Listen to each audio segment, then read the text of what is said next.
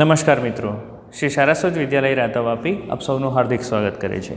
મિત્રો, હું વિશેષ ગોસ્વામી આજે ધોરણ 11 જીવ વિજ્ઞાનની અંદર પ્રકરણ નંબર 13 ઉચ્ચ કક્ષાની વનસ્પતિઓમાં પ્રકાશ સંશ્લેષણ વિશે ચર્ચા કરીશ.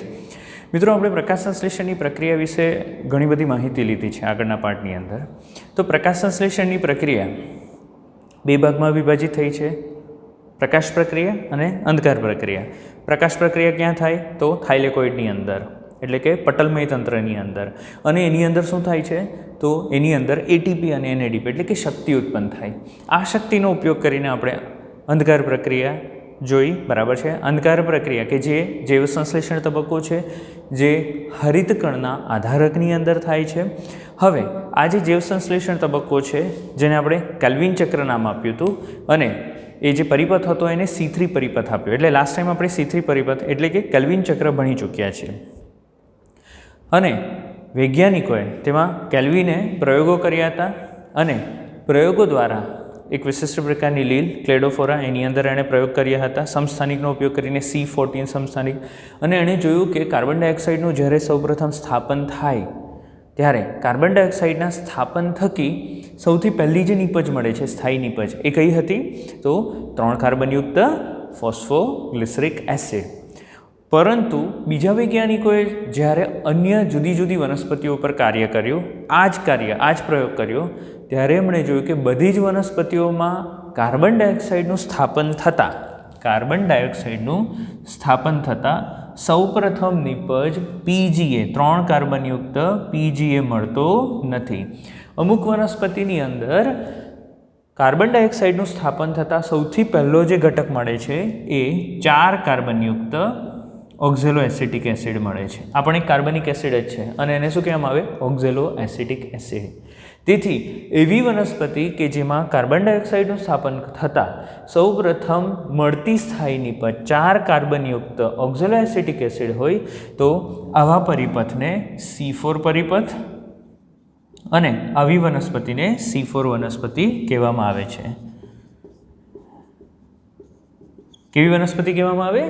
C4 વનસ્પતિ કહેવામાં આવે છે. તો મિત્રો, આજનો આપણો ટોપિક છે C4 પરિપથ. ચાલો, તો C4 પરિપથમાં શું થશે? કેલ્વિન ચક્રમાં હશે, જોવા મળશે, નહીં હશે? એના વિશે આપણે સવિસ્તાર સમજાવીએ. અને C4 પરિપથ કેમ અમુક વનસ્પતિઓમાં આવો જ પરિપથ કેમ જોવા મળે? એની અંદર એવી કઈ વિશિષ્ટતા છે વનસ્પતિની અંદર કે C4 પરિપથના ફાયદા છે? C3 સારું કે C4 સારું? આ બધી ચર્ચા આપણે આજે કરવા જઈ રહ્યા છીએ. તો આજનો આપણો ટોપિક છે C4 પરિપથ, બરાબર છે. આ C4 પરિપથ જેની અંદર થાય એવી વનસ્પતિને C4 વનસ્પતિ કહેવાય. ડાયકાર્બોક્સિલિક એસિડ ચક્ર પણ કહેવામાં આવે છે, DCA સાયકલ, અથવા તો એને H અને સ્લેક પરિપથ પણ કહેવામાં. વૈજ્ઞાનિકોએ શોધેલો છે, આ પરિપથ રજૂ કરેલો છે, એટલે એનું નામ શું આપવામાં આવ્યું? H અને સ્લેક. તો તમને H અને સ્લેક પરિપથ વર્ણવો એટલે તમારે C4 પરિપથ વર્ણવાનો. અંધકાર પ્રક્રિયા શોધનાર કોણ હતો? તો બ્લેકમેને શોધેલી. કોણે? બ્લેકમેને. અંધકાર પ્રક્રિયા સૌપ્રથમ શોધનાર વૈજ્ઞાનિક, જોનાર વૈજ્ઞાનિક જે હતો એ બ્લેકમેન હતો, બરાબર. પરંતુ કોટસેક અને હાર્ટ નામના વૈજ્ઞાનિકે શેરડીની અંદર, શેની અંદર? શેરડી એકદળી વનસ્પતિ છે, બરાબર. શેરડીની અંદર અંધકાર પ્રક્રિયા જોઈ, અને એ અંધકાર પ્રક્રિયાનો અભ્યાસ કરતા હતા ત્યારે એમણે જોયું કે અહીં 3 કાર્બનયુક્ત PGA મળવાની જગ્યાએ 4 કાર્બનયુક્ત ઓક્ઝેલો એસિટિક એસિડ સૌપ્રથમ પ્રાપ્ત થાય છે, બરાબર. ઓકે, ચાલો. પહેલાં શું કીધું મેં તમને કે અંધકાર પ્રક્રિયા સૌપ્રથમ નિહાળનાર કોણ? તો બ્લેકમેન, શોધનાર બ્લેકમેન. પરંતુ કેલ્વિને એને સવિસ્તાર સમજાવ્યો, બરાબર છે, અને એણે ચક્રીય સ્વરૂપ શોધી કાઢ્યું કે હા, ચક્રીય સ્વરૂપે થાય છે, એટલે એનું નામ કેલ્વિન ચક્ર નામ આપવામાં આવ્યું, બરાબર. શોધનાર કોણ હતો? બ્લેકમેન. અંધકાર પ્રક્રિયા શોધનાર વૈજ્ઞાનિક બ્લેકમેન, પરંતુ એને રજૂ કરનાર કેલ્વિન, એટલે એને કેલ્વિન ચક્ર. પરંતુ કેલ્વિન ચક્ર શોધાયા પછી જે કોટસેક અને હાર્ટ નામના વૈજ્ઞાનિક છે, એમણે શેરડીની અંદર, એટલે અહીં વાત આપણે C4 પરિપથની અંદર ઉષ્ણકટિબંધીય વનસ્પતિઓની વાત કરીશું. શેની વાત કરીશું મિત્રો? ઉષ્ણકટિબંધીય વનસ્પતિઓ. એટલે શું? કે જે વધારે તાપમાનમાં અને વધારે પ્રકાશવાળી જગ્યાઓમાં ઉગતી હોય તો એવી વનસ્પતિ, ઉદાહરણ તરીકે શેરડી. શેરડીની અંદર જ્યારે આ બંને વૈજ્ઞાનિકોએ અંધકાર પ્રક્રિયાનો અભ્યાસ કર્યો ત્યારે એમણે જોયું કે CO2નું સ્થાપન થતાં સૌપ્રથમ સ્થાયી નિપજ જે અનુમાન લગાડેલું હતું કે PGA જ મળવો જોઈએ, 3-ફોસ્ફોગ્લિસરિક એસિડ જ મળવો જોઈએ, એ નહીં મળ્યો. અહીં તો 4 કાર્બનયુક્ત ઓક્ઝેલોએસિટિક એસિડ મળ્યું. એટલે એમણે જોયું કે અમુક વનસ્પતિઓ જે છે અમુક વનસ્પતિઓ કેલ્વિન ચક્રને અનુસરતા નથી. તો એવું તો શું જુદું છે? તો ત્યાર પછી હેચ અને સ્લેક નામના ઓસ્ટ્રેલિયાના 2 વૈજ્ઞાનિક છે જેનું નામ છે હેચ અને સ્લેક. એમણે 1967માં શેરડી અને મકાઈ જેવી વનસ્પતિઓ પર કામ કર્યું અને તેમણે આ C4 પરિપથને સવિસ્તાર સમજાવ્યું. તો એમણે જ્યારે અભ્યાસ કર્યો ત્યારે માલુમ પડ્યું કે આ જે C4 વનસ્પતિ છે, ઉષ્ણકટિબંધીય C4 વનસ્પતિ છે, એની અંદર એક વિશિષ્ટ પ્રકારની રચના જોવા મળે છે જેને ક્રેન્સ પેશી રચના કહેવાય. શું? ક્રેન્સ પેશી રચના અથવા તો વૃત્ત પેશી રચના એટલે શું? તો અહીં કોષો સમકેન્દ્રિત થયેલા છે, બરાબર? કોષો જે છે કોષો એક જગ્યાએ સમકેન્દ્રિત થયેલા છે અને એની વિશિષ્ટ ગોઠવણી છે એટલે એને નામ આપવામાં આવ્યું છે ક્રેન્સ. સમકેન્દ્રિત ગોઠવણી ક્રેન્સ પેશી રચના કહેવામાં આવે છે. C4 ચક્ર જે છે, C4 ચક્ર વૈજ્ઞાનિકોએ ઘણી બધી વનસ્પતિઓ પર કામ કર્યું અને માલુમ પડ્યું કે C4 ચક્ર કોની અંદર ચાલે? તો આવૃત બીજધારી વનસ્પતિની 19 જેટલી કુળમાંની 1500 જેટલી જાતિની અંદર આ C4 પરિપથ જોવા મળે છે અને તેમાંની આ જે આવૃત બીજધારી છે એમાંની મોટાભાગની તો કઈ છે? એકદળી વનસ્પતિઓ છે, બરાબર? તેમાં પણ ખાસ કરીને એકદળી વનસ્પતિમાં પણ કઈ? ગ્રામીની કુળ કે જેમાં શેરડી, મકાઈ અને જુવાર આવશે અને સાયપેરેસી કુળ સમાવેશિત છે. આ બધી એકદળી છે ને, શેરડી, મકાઈ, જુવાર એકદળી વનસ્પતિઓ છે. તો મોટે ભાગે એવું જરૂરી નથી કે ફક્ત એકદળીમાં જોવા મળે, દ્વિદળી બી અપવાદ રૂપે ઉદાહરણ છે, પરંતુ મોટે ભાગે એકદળી વનસ્પતિની અંદર જોવા મળે જે ઉષ્ણકટિબંધમાં ઉગતી હોય તેવી. તો આ જે C4 પરિપથ છે કે જે કેલ્વિન ચક્ર કરતાં અથવા તો C3 પરિપથ કરતાં અલગ છે, તો અહીં આ અલગ કેમ છે? કારણ કે એની અંદર એક વિશિષ્ટ પ્રકારની રચના છે અને એને કહેવામાં આવે છે ક્રેન્સ પેશી રચના. શું કહેવામાં આવે છે? ક્રેન્સ પેશી રચના. તો ક્રેન્સ પેશી રચના શું છે સમજવું જરૂરી છે. તો મિત્રો આપણે એકદળી અને દ્વિદળી વનસ્પતિ ના પર્ણનો આડો છેદ જોયો અને એની અંતસ્થ રચના જોઈ, બરાબર? તો અહીં આપણે ચર્ચા કરવાના છે ક્રેન્સ પેશી રચના એટલે શું. તો આ મોટે ભાગની એકદળી વનસ્પતિઓ છે. એકદળી વનસ્પતિઓ જે છે, એકદળી વનસ્પતિની અંદર મધ્યપર્ણ પેશીના કોષો જે છે એક જ પ્રકારના હોય, બરાબર? એમાં કંઈ 2 પ્રકારના શિથિલોત્તક અને લંબોત્તક પેશીના કોષો જોવા મળતા નથી. તો હું ઉપરી અધિસ્તર અને અધ અધિસ્તર દોરી દઉં છું. અહીં આ ઉપરી અધિસ્તર અને અધ અધિસ્તર. આપણે શું સમજી રહ્યા છે? ક્રેન્સ પેશી રચના. ક્રેન્સ પેશી રચના.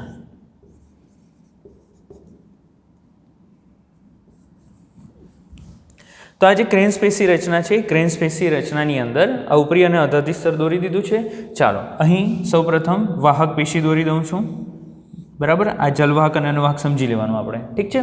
ચાલો, એની ફરતે સૌપ્રથમ પુલકંચુકના કોષો આવેલા હોય. કયા કોષો આવેલા હોય? પુલકંચુકના કોષો.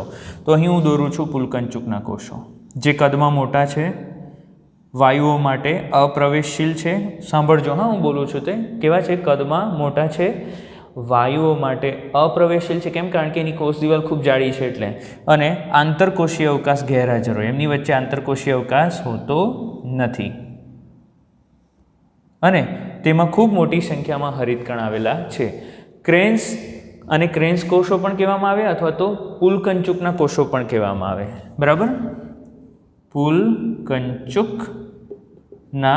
કોષો અથવા તો ક્રેન્સ કોષો અથવા તો તમે કહી શકો અને બંડલ શીથ સેલ, ઇંગ્લિશમાં એને શું કહેવામાં આવે? Bundle sheath cell. તો મિત્રો આ પુલકંચુકના કોષોની વિશિષ્ટતા શું છે? તો અહીં તમે એક જ સ્તર બતાવેલું છે, ઘણા બધા સ્તરો હોઈ શકે. આ એક સ્તર છે, એવા ઘણા બધા સ્તરોનું બનેલું છે. ત્યાર પછી એના કોષો કેવા છે? કદમાં મોટા છે, જાડી દિવાલવાળા છે, જાડી કોષ દિવાલવાળા છે, વાયુઓ માટે અપ્રવેશશીલ છે. વાયુઓ માટે કેવા છે? અપ્રવેશશીલ. તો અહીં કાર્બન ડાયોક્સાઇડનું સ્થાપન કેવી રીતે કરીશું? જો વાયુઓ માટે અપ્રવેશશીલ હોય તો આની અંદર કાર્બન ડાયોક્સાઇડ આવશે કેવી રીતે અને પ્રકાશ સંશ્લેષણ થશે કેવી રીતે? અંધકાર પ્રક્રિયા જ નહીં થશે. તો એના માટેની સિસ્ટમ છે અહીંયા. તો આ પુલકંચુકના કોષો, એની વિશિષ્ટતા છે કે એમાં ખૂબ મોટા પ્રમાણમાં શું આવેલા હોય છે? તો હરિતકણ આવેલા હોય છે. આની ફરતે મધ્યપર્ણ પેશીના કોષો હાજર હોય છે, બરાબર છે। તો આની ફરતે આપણે મધ્યપર્ણ પેશીના કોષો બતાવી દઉં છું।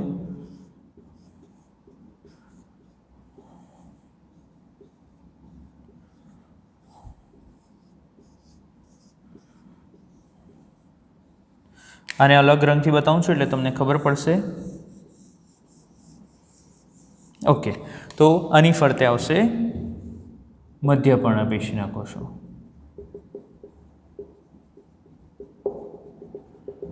સૌથી સેન્ટરમાં શું લખ્યું મેં, શું બતાવ્યું મેં, તો જલવાહક અને અનવાહક પેશી એટલે કે વાહક પેશી, એની ફરતે પુલકંચુકના કોષો અને એની ફરતે મધ્યપર્ણ પેશીના કોષો। આ જે રચના છે એને ક્રેન્સ પેશી રચના કહેવામાં આવે। શું કહેવામાં આવે? ક્રેન્સ પેશી રચના। અને આ ક્રેન્સ પેશી રચના મોટે ભાગે એકદડીમાં જોવા મળે છે, દ્વિદડીમાં આવી રચના જોવા મળતી નથી। હવે આની વિશિષ્ટતા શું છે, બરાબર? ચાલો તો એની વિશિષ્ટતા જોઈએ। અહીંયા મેં આકૃતિ તમે જોઈ શકો છો, તો અહીં આ મધ્યપર્ણ પેશીનો કોષ દોરેલો છે અને આ પુલકંચુકનો કોષ દોરેલો છે, બરાબર? ચાલો પુલકંચુકના કોષની વાત કરીએ તો પુલકંચુકીય કોષ જે છે, બરાબર, એની અંદર પહેલાં તો મેં કીધું કે થાઇલેક હરિતકણો ઘણા બધા છે। કેવા છે? હરિતકણો ઘણા બધા છે। મોટા કદના ઘણા બધા હરિતકણો આવેલા હોય છે, બરાબર? મોટા કદના ઘણા બધા હરિતકણો, પરંતુ અહીં જે હરિતકણો આવેલા છે, આ પુલકંચીય કોષોમાં જે હરિતકણો આવેલા છે એ હરિતકણોની અંદર ગ્રાનામય રચના જોવા મળતી નથી। એટલે શું? તો અહીં થાઇલેકોઇડ રચના જોવા મળે, બરાબર? છૂટા છૂટા થાઇલેકોઇડ જોવા મળે, ગ્રાનામય રચના જોવા મળતી નથી। હવે આપણે પ્રકાશ પ્રક્રિયા ભણી ગયા અને પ્રકાશ પ્રક્રિયાની અંદર એક સ્પષ્ટતા કરી હતી આપણે કે એની અંદર હરિતકણની અંદર જે ગ્રાનામય રચના છે એ ગ્રાનામય રચનામાં જે થાઇલેકોઇડનો આચ્છાદિત ભાગ હોય, આચ્છાદિત ભાગ કહેવાય, બરાબર, ઢંકાયેલો ભાગ, એની અંદર જ તમને PS2 જોવા મળે। શું જોવા મળે? PS2, બરાબર છે।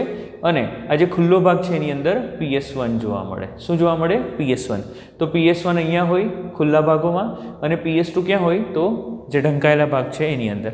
તો તમે જોઈ શકો છો અહીંયા તો પુલકંચુકીય કોષોમાં જે પણ થાઇલેકોઇડ છે એ થાઇલેકોઇડ તો બધા કેવા છે? છૂટા છૂટા છે, એટલે એનો કોઈ પણ ભાગ ઢંકાયેલો નથી, એટલે અહીંયા તમને PS2 જોવા મળશે નહીં।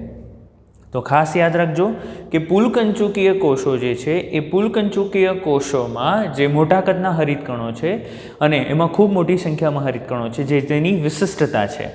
આ હરિતકણોમાં થાઇલેકોઇડ છૂટાછવાયા હોવાથી, એટલે કે ગ્રાનામય રચના નહીં હોવાથી PS2 જોવા મળતું નથી। શું નહીં જોવા મળે? PS2, ફોટોસિસ્ટમ 2 જોવા મળતું નથી।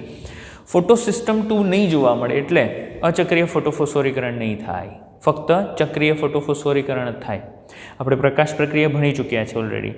તો મેં શું કીધું? PS2 ગેરહાજર, બરાબર। હવે ચક્રીય ફોટોફોસ્ફોરાઇલેશન કરવું હોય તો ફક્ત આપણને શું જોઈએ? PS1 જ જોઈએ, P700 જ જોઈએ। પરંતુ અચક્રીય ફોટોફોસ્ફોરાઇલેશન કરવું હોય તો આપણને બંને જોઈશે, PS1 પણ જોઈએ અને PS2 પણ જોઈએ, બરાબર। ચક્રીય ફોટોફોસ્ફોરાઇલેશનમાં ફક્ત ATP ઉત્પન્ન થાય, જ્યારે અચક્રીય ફોટોફોસ્ફોરાઇલેશનની અંદર ATP પણ ઉત્પન્ન થાય અને NADP પણ ઉત્પન્ન થાય, NADPH પણ ઉત્પન્ન થાય। આમ અહીં ATP અને NADP ઉત્પન્ન કરનાર અચક્રીય ફોટોફોસ્ફોરાઇલેશન આના હરિતકણમાં થવાનો નથી, બરાબર છે। ફક્ત શું થશે? ચક્રીય ફોટોફોસ્ફોરાઇલેશન જે PS1 દ્વારા થાય, એટલે ATP ઉત્પન્ન થાય, NADP ઉત્પન્ન થશે નહીં। અને અહીં યસ કેલ્વિન ચક્ર જોવા મળશે આની અંદર। તો કેલ્વિન ચક્ર તો થવાનું છે એટલે આપણને ATP જોઈશે અને NADP જોઈશે। તો અહીં ATP તો ચાલો ઉત્પન્ન થઈ રહ્યું છે થાઇલેકોઇડ દ્વારા, પરંતુ NADP ઉત્પન્ન નથી થતું। તો અહીં જે NADP છે એ NADP ક્યાંથી લેવામાં આવે છે? તો મધ્યપર્ણ કોષોમાંથી લેવામાં આવે। અહીં મધ્યપર્ણ જે છે એ મધ્યપર્ણના કોષોમાંથી NADPને લેવામાં આવે છે। હવે ત્યાં કેવી રીતે ઉત્પન્ન થયું જલ્દી સમજીએ આપણે। અહીં PEP-Kase નામનો ઉત્સેચક હોતો નથી। હવે PEP-Kase શું છે આપણે ટૂંક સમયમાં જોઈશું। અને અહીંયા પુલકંચુકના કોષોમાં શું ચાલે? તો C3 ચક્ર ચાલે, એટલે શું? કેલ્વિન ચક્ર અહીં જોવા મળે છે। ચાલો હવે આપણે ચર્ચા કરીએ મધ્યપર્ણ પેશીના કોષો। તો આની ફરતે જે કોષો છે એ કયા છે? મધ્યપર્ણ પેશી, અને એ એક જ પ્રકારના છે। કયા? તો સામાન્ય પ્રકારના, નથી લંબોતક કે નથી શિથિલોતક પ્રકારના। આ જે મધ્યપર્ણ પેશીના કોષો છે એ મધ્યપર્ણ પેશીના કોષોમાં જે થાઇલેકોઇડ છે એ થાઇલેકોઇડ કેવા છે? તો આ હરિતકણ જે છે, હરિતકણ કેવા છે? કદમાં નાના છે અને એની અંદર ખાસ કહેવાનું છે કે એની અંદર થાઇલેકોઇડ ગ્રાના સ્ટ્રક્ચર બનાવે, એટલે કે મધ્યપર્ણપેશીના જે મધ્યપર્ણપેશીના કોષો છે એની અંદર જે હરિતકણ આવે અંગિકા, એની અંદર ગ્રાનામય રચના જોવા મળે. આની અંદર ગ્રાનામય રચના જોવા મળે, આની અંદર નહીં. જો આમાં રચના નહીં જોવા મળે, અહીંયા તમે હરિતકણ જોશો ને તો એની અંદર ગ્રાનામય રચના જોવા મળશે. એટલે શું? તો અહીં આ જે મધ્યપર્ણપેશીના કોષો છે એની અંદર જે હરિતકણ છે એમાં ગ્રાનામય રચના હોવાથી એમાં બંને હશે, PS1 બી હશે અને PS2 બી હશે. એટલે ચક્રીય પણ ચાલશે, અચક્રીય પણ ચાલશે. એટલે અહીંયા એટીપી પણ ઉત્પન્ન થાય અને એનએડીપી પણ ઉત્પન્ન થાય, પાણીનું વિઘટન પણ થાય અને ઓક્સિજન મુક્ત પણ થાય. તેમાંથી કેટલાક એનએડીપી જે છે એ શેની અંદર વહન પામશે? પુલકંચુકના કોષોમાં. કેમ એને એનએડીપીની જરૂર પડી? કારણ કે અહીં તો પુલકંચુકીય કોષોમાં જે હરિતકણ છે એ હરિતકણ ગ્રાનાયુક્ત નથી, થાઇલેકોઇડયુક્ત છે. એટલે PS2 નથી. PS2 નથી એટલે અચક્રીય ફોટોફોસ્ફોરાયલેશન નહીં થાય. એટલે શું થવાનું? એનએડીપી ઉત્પન્ન નહીં થશે અને ઓક્સિજન પણ મુક્ત નહીં થશે. પાણીનું પ્રકાશ વિઘટન ક્યારે થાય? અચક્રિયમાં. અચક્રિય જ નથી થતું. જો નીટ માટેના ઘણા બધા પ્રશ્નો આમાંથી નીકળી શકે, એટલે હું સમજાવી રહ્યો છું. મિત્રો ખાસ ધ્યાન રાખજો, બરાબર છે? વારંવાર રિપીટ કરજો. પહેલાં C3 ચક્ર, કેલ્વિન ચક્ર બરાબર જોઈ લેવાનું, એટલે જલ્દી સમજ પડશે. તો અહીં ઓક્સિજન મુક્ત થતું નથી. કેમ? બધું સમજાવી દીધું મેં. ઠીક છે? કેમ? કારણ કે અહીં થાઇલેકોઇડયુક્ત હરિતકણો છે, ગ્રાનાયુક્ત હરિતકણો નથી. એટલે ફક્ત PS1 જ હાજર છે, PS2 હાજર નથી. અને અચક્રિય માટે શું જોઈએ? PS2. એટલે અચક્રિય નહીં થાય, એનએડીપી પણ નહીં બને, ઓક્સિજન મુક્ત પણ નહીં થાય. આપણે વાત કરી રહ્યા છે મધ્યપર્ણપેશીના કોષો જે ગ્રાનાયુક્ત હરિતકણ ધરાવે, જે એનએડીપી અને એટીપી બંનેનું નિર્માણ કરશે. અને અહીં ચક્રીય અચક્રિય બંને ચાલે, અચક્રિય ચાલે, ઓક્સિજન એટલે પાણીનું વિઘટન થાય અને ઓક્સિજન પણ મુક્ત થાય છે. અહીં રૂબિસ્કો ગેરહાજર છે. ચલો મિત્રો જરાક જલ્દી યાદ કરી લો છો. રૂબિસ્કોનું પૂર્ણ નામ શું? રૂબિસ્કો રિબ્યુલોઝ 1,5 બાયફોસ્ફેટ કાર્બોક્સિલેઝ ઓક્સિજનેઝ. અને આનું કામ શું હતું? રૂબિસ્કોનું કામ શું હતું? તો એ શું કરતો હતો? 5 કાર્બનયુક્ત રિબ્યુલોઝ 1,5 બાયફોસ્ફેટને કાર્બન ડાયોક્સાઇડ સાથે જોડીને તેનું કાર્બોક્સિલેશન કરીને શું બનાવતો હતો? 3 કાર્બનયુક્ત PGAના 2 અણુઓ પ્રાપ્ત કરાવતો હતો. આ કામ કોનું હતું? RUBP કાર્બોક્સિલેઝ ઓક્સિજનેઝ, એટલે કે રૂબિસ્કો. બરાબર? ચાલો, તો અહીં રૂબિસ્કો ગેરહાજર છે. એની જગ્યાએ અહીંયા બીજો એક ઉત્સેચક છે. કયો? PEPKase. કયો છે? PEPKase. જ્યારે અહીંયા કયો હાજર હશે? રૂબિસ્કો હાજર હશે. તો મધ્યપર્ણપેશીના કોષોમાં રૂબિસ્કો ગેરહાજર અને PEPKase ફોસ્ફોઇનોલ પાયરુવિક એસિડ કાઇનેઝ, બરાબર છે? ફોસ્ફોઇનોલ પાયરુવેટ કાર્બોક્સિલેઝ એટલે કે PEPKase અહીંયા હાજર છે. અહીંયા એટલે મધ્યપર્ણપેશીના કોષોમાં, જ્યારે પુલકંચુકના કોષોમાં તે ગેરહાજર જોવા મળે છે. પુલકંચુકની નીચે શું આવશે? અહીંયા જલવાહક અને અન્નવાહક આવશે. બરાબર? તો જલવાહકની ફરતે પુલકંચુક અને એની ફરતે મધ્યપર્ણ. આને શું કહેવામાં આવે? ક્રેન્સ પેશી રચના. હવે આ ક્રેન્સ પેશી રચનાની વિશિષ્ટતા એ છે કે ક્રેન્સ પેશી રચના એ ખૂબ ઊંચા તાપમાને, ખૂબ વધારે પ્રકાશે અને ખૂબ ઓછી પાણીની પ્રાપ્યતાએ પણ ઊંચો પ્રકાશ સંશ્લેષણનો દર દર્શાવે છે. આ C4 વનસ્પતિની ખાસિયત છે. C4 વનસ્પતિઓ પાણી ઓછો હશે, પ્રકાશ ખૂબ વધારે હશે અને તાપમાન ખૂબ વધારે હોય તો પણ સારી રીતે કાર્યરત હોય અને વધુ પ્રકાશ સંશ્લેષણ કરે. ઉલટાનું તેઓ નીચા તાપમાને પ્રકાશ સંશ્લેષણ ઓછું કરશે.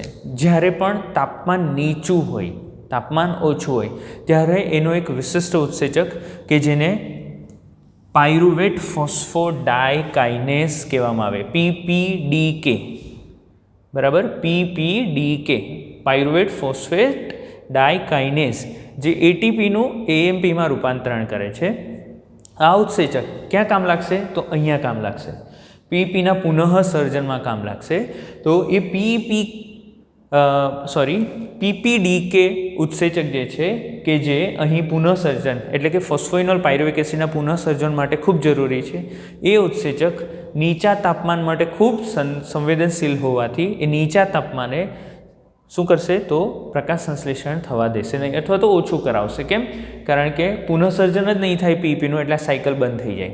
એટલે જ્યારે તાપમાન નીચું હોય, નીચા તાપમાન માટે આ જે પાયરુવેટ ફોસ્ફેટ ડાયકાઇનેસ છે કેવો છે, સંવેદનશીલ છે. એટલે C4 વનસ્પતિઓ નીચા તાપમાને વધુ કાર્ય કરી શકતી નથી, વધુ ઉત્પાદન આપી શકતી નથી. તો આપણે અહીં ચર્ચા કરી કે ભાઈ C4 પરિપથ તો શું છે, તો ભાઈ એની અંદર જ્યારે સૌપ્રથમ કાર્બન ડાયોક્સાઇડનું સ્થાપન થાય ત્યારે પહેલી પ્રાથમિક અને સ્થાયી નિપજ જે મળે છે એ 3 કાર્બનયુક્ત PGA નથી મળતી, પરંતુ 4 કાર્બનયુક્ત ઓક્ઝેલોએસિટિક એસિડ મળે છે. બરાબર, આવું કેમ? કારણ કે એની અંદર વિશિષ્ટ પ્રકારની ક્રેન્સ પેશી રચના જોવા મળે છે. તો હવે આપણે ચર્ચા કરીશું પ્રક્રિયા શું થશે. તો અહીં વાહક પેશી, તો અહીંયા વાહક પેશી બતાવી દીધી, એની ફરતે પુલકંચુકના કોષો, તો એની ફરતે પુલકંચુકનો કોષો બતાવી દીધો, અને એની ફરતે મધ્યપર્ણ પેશીનો કોષ, તો એની ફરતે મેં મધ્યપર્ણ પેશીનો કોષ બતાવી દીધો. ચાલો, પ્રક્રિયા કઈ રીતે થશે, C4 ચક્ર કેવી રીતે ચાલશે. તો સૌપ્રથમ વાતાવરણ જે છે એ વાતાવરણમાંનો કાર્બન ડાયોક્સાઇડનું સ્થાપન થાય. સ્થાપન એટલે કે એ દાખલ થશે શેની અંદર, મધ્યપર્ણ પેશીના કોષોમાં. મધ્યપર્ણ પેશીના કોષોમાં દાખલ થઈને સૌપ્રથમ એ પાણી સાથે પ્રક્રિયા કરશે. બરાબર, તો H2O પ્લસ CO2 એટલે H2CO3, એમાંથી એક હાઇડ્રોજન નીકળી જાય એટલે HCO3 માઇનસ રહેશે. હાઇડ્રોજનને આપણે કાઢી નાખીએ. બરાબર, તો શું બનશે, HCO3 માઇનસ. ઓકે, એટલે આપણી પાસે કાર્બન ડાયોક્સાઇડ અત્યારે HCO3 માઇનસ સ્વરૂપે છે. કયા સ્વરૂપે છે? HCO3 માઇનસ સ્વરૂપે. હજુ એનું સ્થાપન થયું નથી. તો અહીં 3 કાર્બનયુક્ત, કેટલા કાર્બનયુક્ત? 3 કાર્બનયુક્ત ફોસ્ફોઇનોલ પાયરુવિક એસિડ, 3 કાર્બનયુક્ત ફોસ્ફોઇનોલ પાયરુવિક એસિડ એ કાર્બન ડાયોક્સાઇડ સાથે જોડાઈને કાર્બન ડાયોક્સાઇડનું સ્થાપન કરશે, અને સૌપ્રથમ પહેલી સ્થાયી નિપજ આપણને મળશે 4 કાર્બનયુક્ત ઓક્ઝેલો એસિટિક એસિડ. 4 કાર્બનયુક્ત ઓક્ઝેલો એસિટિક એસિડ. અહીં આપણે C3 અને C4 પરિપથની વાત કરી લઈએ. તો C3 પદ છે. બરાબર, C3 પદની અંદર સૌથી પહેલાં CO2 જે છે, CO2 કોની સાથે જોડાય? તો 5 કાર્બનયુક્ત RUBP, રિબ્યુલોઝ 1,5 બાયફોસ્ફેટ સાથે જોડાશે. બરાબર, અને શું બનાવશે? તો 3 PGA, 3 કાર્બનયુક્ત 3 ફોસ્ફોગ્લિસરિક એસિડ બનાવે. બરાબર છે, અને કેટલા કાર્બનયુક્ત છે? આ 3 કાર્બનયુક્ત છે. ઠીક, ચાલો. જ્યારે C4 પરિપથની અંદર CO2 સૌપ્રથમ કોની સાથે પ્રક્રિયા કરશે? તો 3 કાર્બનયુક્ત ફોસ્ફોઇનોલ પાયરુવિક એસિડ સાથે, 3 કાર્બનયુક્ત ફોસ્ફોઇનોલ પાયરુવિક એસિડ સાથે, અને એ શું બનાવશે? તો ઓક્ઝેલો એસિટિક એસિડ, જે કેટલા કાર્બનયુક્ત છે? 4 કાર્બનયુક્ત. કેટલા કાર્બનયુક્ત છે? 4 કાર્બનયુક્ત. સમજ પડી? બરાબર, આ તમને તફાવત પણ રજૂ કરી રહ્યો છું. C3 વનસ્પતિમાં ક્રેન્સ પેશી રચના જોવા મળતી નથી, C4 વનસ્પતિમાં ક્રેન્સ પેશી રચના જોવા. તો આપણે અહીંયા સુધી પહોંચ્યા, ઓક્ઝેલો એસિટિક એસિડ સુધી પહોંચ્યા. હવે આ જે ઓક્ઝેલો એસિટિક એસિડ છે એનું ક્યાં તો મેલિક એસિડ ક્યાં તો એસ્પાર્ટિક એસિડમાં રૂપાંતરણ થાય છે, અને એના માટે હાઇડ્રોજન જોઈએ, એટલે કે અહીં હાઇડ્રોજન ઉમેરાય એટલે રિડક્શનની પ્રક્રિયા થશે. NADPH એના પોતાના હાઇડ્રોજન આપશે. તો અહીં ઓક્ઝેલો એસિટિક એસિડનું મેલિક એસિડ અથવા તો એસ્પાર્ટિક એસિડમાં રૂપાંતરણ થશે. એ બી 4 કાર્બનયુક્ત છે. હવે મધ્યપર્ણ પેશીના કોષો અને પુલકંચુકના જે કોષો છે એ એકબીજા સાથે વિશિષ્ટ પ્રકારના સેતુ દ્વારા જોડાયેલા છે, અને એ સેતુને કહેવામાં આવે છે પ્લાઝ્મોડેસ્માટા અથવા તો કોષરસ તંતુ. નામ સાંભળ્યું છે તમે? તો કોષરસ તંતુઓ દ્વારા એકબીજા સાથે જોડાયેલા. તો અહીં કોષરસ તંતુઓ દ્વારા આ જે 4 કાર્બનયુક્ત એસિડ છે, ક્યાં તો મેલિક એસિડ ક્યાં તો એસ્પાર્ટિક એસિડ, એ એસિડ વહન પામશે શેની અંદર? તો પુલકંચુકના કોષોમાં. હવે પુલકંચુકના કોષોની અંદર આ જે 4 કાર્બનયુક્ત મેલિક અથવા એસ્પાર્ટિક એસિડ છે એનું ડીકાર્બોક્સિલેશન થાય. ડીકાર્બોક્સિલેશન એટલે શું? કાર્બોક્સિલેશન એટલે કાર્બન ડાયોક્સાઇડ પ્રક્રિયામાં ઉમેરાવો. ડીકાર્બોક્સિલેશન એટલે શું? પ્રક્રિયામાંથી કાર્બન ડાયોક્સાઇડ દૂર થવો. તો અહીં ડીકાર્બોક્સિલેશનની પ્રક્રિયા થવાને લીધે 4 કાર્બનયુક્ત એસિડમાંથી એક કાર્બન નીકળી જાય CO2 સ્વરૂપે. હવે CO2 નીકળી ગયો એટલે એને તરત જ ગ્રહણ કરવાવાળો કોણ? તો RUBP, રિબ્યુલોઝ 1,5 બાયફોસ્ફેટ, અને કેલ્વિન ચક્ર ચાલુ થઈ જશે. બરાબર, અહીં રૂબિસ્કો આવશે ઉત્સેચક, અને આ પ્રક્રિયા કોણ કરાવે? તો રૂબિસ્કો કરાવે. કયો ઉત્સેચક કરાવે? રૂબિસ્કો. અહીંયા આપણે એરો પર રૂબિસ્કો લખવાનું, ઉત્સેચકનું નામ. એટલે રૂબિસ્કો અહીંયા હાજર છે એટલે આ પ્રક્રિયા થાય. ત્યાર પછી કાર્બન નીકળી ગયો, એક કાર્બન નીકળી ગયો એટલે આ 4 કાર્બનયુક્ત મેલિક એસિડ અથવા એસ્પાર્ટિક એસિડનું રૂપાંતરણ શેમાં થશે? 3 કાર્બનયુક્ત પાયરુવિક એસિડની અંદર. શેની અંદર થશે? 3 કાર્બનયુક્ત પાયરુવિક એસિડ. આ 3 કાર્બનયુક્ત પાયરુવિક એસિડનું વહન ફરીથી શેમાં થશે? તો પુલકંચુકના કોષોમાંથી મધ્યપર્ણપેશીના કોષોની અંદર. મિત્રો અહીં ખાસ યાદ રાખવાનું છે કે કાર્બન ડાયોક્સાઇડને આપવા માટે જ આખી પ્રક્રિયા થઈ, કારણ કે મેઇન પ્રક્રિયા તો કેલ્વિન ચક્ર જ છે. એને કાર્બન ડાયોક્સાઇડ જોઈતો હતો. કાર્બન ડાયોક્સાઇડ આપવા માટે આટલું બધું કેમ કરવું પડે? કારણ કે આ જે પુલકંચુકના કોષની દિવાલ છે, ખૂબ જાડી છે કોષ દિવાલ, અને એની અંદર એ હવા માટે અપ્રવેશશીલ હોવાથી કાર્બન ડાયોક્સાઇડ અહીંયા નહીં આવી શકે. એટલે કાર્બન ડાયોક્સાઇડને આપણે એક એસિડ સ્વરૂપે વહન કરાવ્યું. કાર્બન ડાયોક્સાઇડને એસિડ સાથે એસિડ સ્વરૂપે જોડી દીધો અને એસિડ સ્વરૂપે એનું વહન કરાવ્યું. હવે કાર્બન ડાયોક્સાઇડ આપી દીધો એટલે પાયરુવિક એસિડ જે બચી ગયો એ 3 કાર્બનયુક્ત પાયરુવિક એસિડ ફરીથી ક્યાં આવશે? તો મધ્યપર્ણપેશીના કોષો. અહીં પાયરુવિક એસિડમાંથી ફોસ્ફોઇનોલ પાયરુવિક એસિડ બનાવવું હોય તો એને શું આપવું પડે? ફોસ્ફેટ આપવા પડે. એટલે ફોસ્ફેટ આપવું પડે, એટલે ફોસ્ફોરીકરણ કરવું પડે. એટલે એના માટે અહીં આપણે એટીપીની જરૂરિયાત પડે. તો 2 એટીપી વપરાઈ જશે અને એટીપીનું એએમપીમાં રૂપાંતરણ થાય. શેમાં થાય? એટીપીનું એએમપીમાં. પુનઃ સર્જન થવું જ જોઈએ ફોસ્ફોઇનોલ પાયરુવિક એસિડનું. એ નહીં થશે તો ફરીથી આ પ્રક્રિયા આગળ નહીં ચાલે. અને આના માટે જવાબદાર ઉત્સેચક કોણ છે? તો પીપીડીકે. પીપીડીકે બરાબર છે, એ આ કામ કરશે. એક વસ્તુ જે આપણે ચર્ચા કરવાનું રહી ગયું કે જેવી રીતે કેલ્વિન ચક્રની અંદર કાર્બન ડાયોક્સાઇડ અને આરયુબીપીને જોડનાર આ બંને વચ્ચે પ્રક્રિયા કરનાર ઉત્સેચક કયો હતો? રૂબિસ્કો. તેવી રીતે અહીં ફોસ્ફોઇનોલ પાયરુવિક એસિડ 3 કાર્બનયુક્ત ફોસ્ફોઇનોલ પાયરુવિક એસિડ જ્યારે કાર્બન ડાયોક્સાઇડ સાથે પ્રક્રિયા કરે છે તો આ પ્રક્રિયા માટે જવાબદાર ઉત્સેચકનું નામ છે ફોસ્ફોઇનોલ પાયરુવેટ કાર્બોક્સિલેઝ, PEPકેસ. એટલે આના માટે જવાબદાર ઉત્સેચક કયો? CO2 વત્તા PEP, તો ઓક્ઝેલો એસિટિક એસિડ બને. એના માટે જવાબદાર ઉત્સેચક કયો? તો PEPકેસ અથવા ફોસ્ફોઇનોલ પાયરુવેટ કાર્બોક્સિલેઝ. અને આના માટે જવાબદાર ઉત્સેચક કયો? રૂબિસ્કો. બરાબર.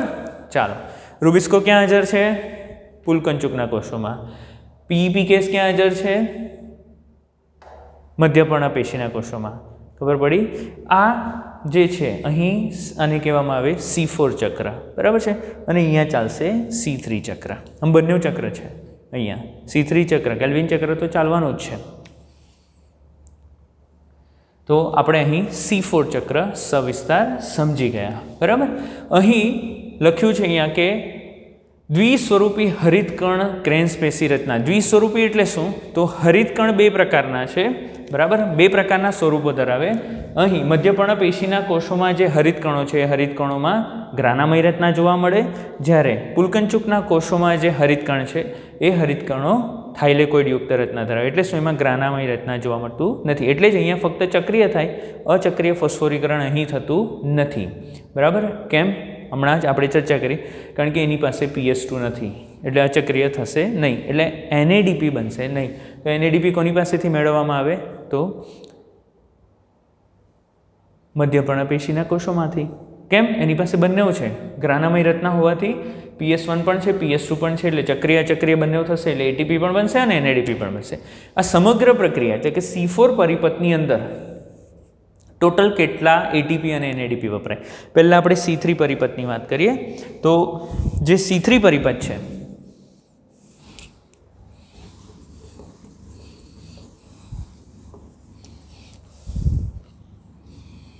C3 પરિપથ, બરાબર. એની અંદર ATP કેટલા વપરાયેલા યાદ કરો. C3 એટલે શું? કેલ્વિન ચક્ર. કેલ્વિન ચક્રની અંદર ATP કેટલા વપરાયેલા? તો રિડક્શનમાં 2 અને પુનઃસર્જનમાં 1 એટલે ટોટલ 3 થયા. અને આ એક ચક્રમાં આવું થાય, ટોટલ 6 વાર ચક્ર ચલાવવું પડે આપણે. બરાબર છે. એટલે ટોટલ કેટલા વપરાયેલા? 18 ATP. NADP કેટલા વપરાયેલા? તો એ ફક્ત રિડક્શનમાં જ વપરાયેલા હતા. બરાબર. તો કેટલા? 12. C4 ચક્રની વાત કરીએ તો C4 ચક્રની અંદર કંઈક જુદું જોવા મળશે. C4 ચક્રની અંદર ATP કેટલા વપરાશે? 30 અને NADP કેટલા વપરાશે? 12. કેમ તમે જોઈ શકો છો અહીંયા એટીપી વપરાય છે જો, બરાબર ને? એટલે અહીં C4 ચક્રની અંદર એટીપી કેટલા વપરાશે? 30 અને NADPH કેટલા વપરાશે? 12. નોંધ કરી રાખજો, આપણા ટેક્સ્ટબુકમાં આપ્યું નથી. બીજા એક થિયરીની ચર્ચા કરીશું. આના પછી આપણે ટોપિક લેવાના છે પ્રકાશ શ્વસન. તો પ્રકાશ શ્વસન એટલે શું હું તમને થોડું શોર્ટમાં સમજાવું છું.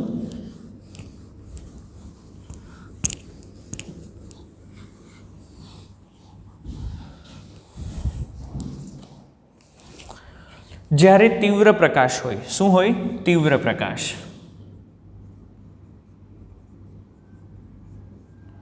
વધારે પડતો પ્રકાશ હોય એટલે સ્વાભાવિક છે શું વધારે થવાનું? પ્રકાશ પ્રક્રિયા વધારે થવાનું.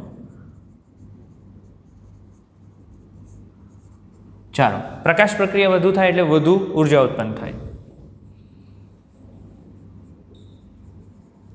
અને વધારે ઉર્જા ઉત્પન્ન થાય એટલે તરત વપરાવી જોઈએ. અને ક્યાં વપરાશે? અંધકાર પ્રક્રિયામાં.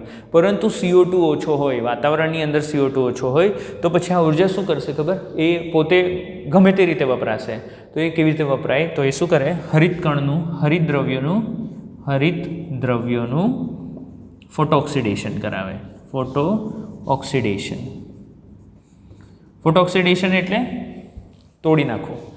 ફોટો લાઇટના લીધે આવું થયું એટલે એને ફોટો ઓક્સિડેશન કહેવાય. અને અહીંયા શું તૂટી જાય છે? ક્લોરોફિલ A, ક્લોરોફિલ B, ઝેન્થોફિલ અને કેરાટિનોઇડ્સ. અને એમાં જો ભૂલથી ક્લોરોફિલ A જો તૂટી ગયો તો એ પ્રક્રિયાનું કેન્દ્ર છે એ જો ખરાબ થઈ ગયું તો પછી PS1 PS2 કામ જ નહીં કરશે. આવું ન થાય એના માટે C3 વનસ્પતિ શું કરશે? તો C3 વનસ્પતિ છે એ C3 વનસ્પતિ એક વિશિષ્ટ પ્રકારનો પ્રક્રિયા ચલાવશે અને એને શું કહેવામાં આવે? તો પ્રકાશ શ્વસન. શું કહેવામાં આવે? પ્રકાશ શ્વસન. એટલે શું? પ્રકાશ શ્વસન એટલે એવી પ્રક્રિયા કે એ શું કરશે? અંધકાર પ્રક્રિયા માટે એમની પાસે શું નથી? કાર્બન ડાયોક્સાઇડ નથી. શું નથી? કાર્બન ડાયોક્સાઇડ નથી. અહીંયા લખો CO2 ઓછો, બરાબર? તો એમની પાસે કાર્બન ડાયોક્સાઇડ નથી, મેઇન પ્રક્રિયક જ નથી. તો અંધકાર પ્રક્રિયા કેલ્વિન ચક્ર કેવી રીતે ચલાવવાના? તો એ લોકો કંઈક બી કાર્ય કરાવડાવવાનું છે જેથી શું આ જે ઉર્જા છે ઉર્જા વપરાય એનો વાંધો નથી, પણ ફોટો ઓક્સિડેશન નહીં થવું જોઈએ. તો એ ઉર્જા ક્યાં વાપરવાની? તો એના માટે મદદ લેશે કોની? રૂબિસ્કોની. કોની મદદ લેશે? રૂબિસ્કોની. આની અંદર આવેલા રૂબિસ્કોની. કેલ્વિન ચક્રમાં રૂબિસ્કો આપણે હમણાં જ ચર્ચા કરી. તો એ શું કરશે? રૂબિસ્કો આખું નામ શું છે? Ribulose 1,5 biphosphate કાર્બોક્સિલેઝ ઓક્સિજનેઝ. એટલે અહીં જે રૂબિસ્કો છે, રૂબિસ્કો શું કરશે? તો RuBPને કાર્બન ડાયોક્સાઇડની જગ્યાએ ઓક્સિજન સાથે જોડી કાઢે. કોની સાથે જોડી કાઢે? ઓક્સિજન સાથે. અને પ્રક્રિયા એક ચાલુ કરાવી નાખશે. આ પ્રક્રિયા ચાલુ થાય એટલે શું? એની અંદર બી શક્તિ જોઈએ ને પ્રક્રિયા ચાલવા માટે. એટલે જે વધારે પ્રકાશ દ્વારા વધારે જે એટીપી અને NADP ઉત્પન્ન થયા છે એ વપરાવા માંડશે. એટલે આ એટીપી અને જે આપણે શક્તિ કહીએ છીએ, આ જે શક્તિ છે એ હરિત દ્રવ્યને નુકસાન નહીં પહોંચાડે. હવે સ્વાભાવિક છે આના લીધે પ્રકાશ સંશ્લેષણની પ્રક્રિયાનો દર તો ઘટશે જ, બરાબર? વાંધો નહીં. એટલીસ્ટ હરિત દ્રવ્યો તો બચી ગયા આપણા. અને કઈ પ્રક્રિયા કહેવાય? પ્રકાશ શ્વસન, ફોટો રેસ્પિરેશન. આવું ક્યારે થાય? જ્યારે CO2ની માત્રા ઓછી હોય ત્યારે અને વધુ પ્રકાશ હોય ત્યારે. આવું C4 વનસ્પતિમાં જોવા મળતું નથી. કેમ? કારણ કે C4 વનસ્પતિની અંદર આ જે મધ્યપર્ણ પેશીના કોષો છે એ પુષ્કળ પ્રમાણમાં કાર્બન ડાયોક્સાઇડને અહીં દાન કરે છે. કોને? પુલકંચુકના કોષોને. એટલે પુલકંચુકના કોષોને ક્યારે પણ CO2ની અછત જોવા મળતી નથી. પુલકંચુકના કોષોને ક્યારે પણ CO2ની અછત જોવા મળતી નથી. વાતાવરણમાં ભલે ને CO2 ઓછું કેમ નહીં હોય તો પણ આ મધ્યપર્ણ પેશીના કોષો પુષ્કળ પ્રમાણમાં આ C4 ચક્ર દ્વારા પુષ્કળ પ્રમાણમાં એને કાર્બન ડાયોક્સાઇડ આપશે. એટલે ગમે તેટલો ઊંચો વધારે પ્રકાશ અથવા વધારે તાપમાન કેમ નહીં હોય, CO2 જ ઓછો નથી એટલે પ્રકાશ નથી ફોટો ઓક્સિડેશન થવાનું કે નથી પ્રકાશ શ્વસન થવાનું. કેમ? CO2 પૂરતી માત્રામાં છે. એટલે રૂબિસ્કો કોની સાથે જોડાશે? CO2 સાથે જોડાશે અને કેલ્વિન ચક્ર ચાલશે અને આપણને ખૂબ ઊંચી ઉત્પાદકતા મળે. આમ C3 વનસ્પતિની સાપેક્ષે C4 વનસ્પતિઓ પ્રકાશ સંશ્લેષણની ઊંચી ઉત્પાદકતા પ્રદાન કરે છે, લગભગ બમણી જેટલી. બરાબર? આવું કેમ? કારણ કે પહેલું, અહીં પુષ્કળ પ્રમાણમાં CO2નું સ્થાપન થઈ રહ્યું છે.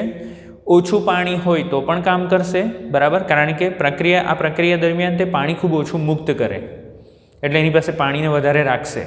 અને બીજું કે અહીં જે પ્રકાશ શ્વસન છે કે જેના દ્વારા થોડીક લોસ થાય, ઉર્જાનો લોસ થાય, તો એ પ્રકાશ શ્વસન પણ થતું નથી. આમ આ પ્રક્રિયા ખૂબ મહત્ત્વની છે. C4 વનસ્પતિ. તો આજે આપણે C4 વનસ્પતિ જોયું. પ્રકાશ શ્વસન શું છે આપણે સવિસ્તાર સમજીશું, પરંતુ આના પછીના કોઈક પાર્ટની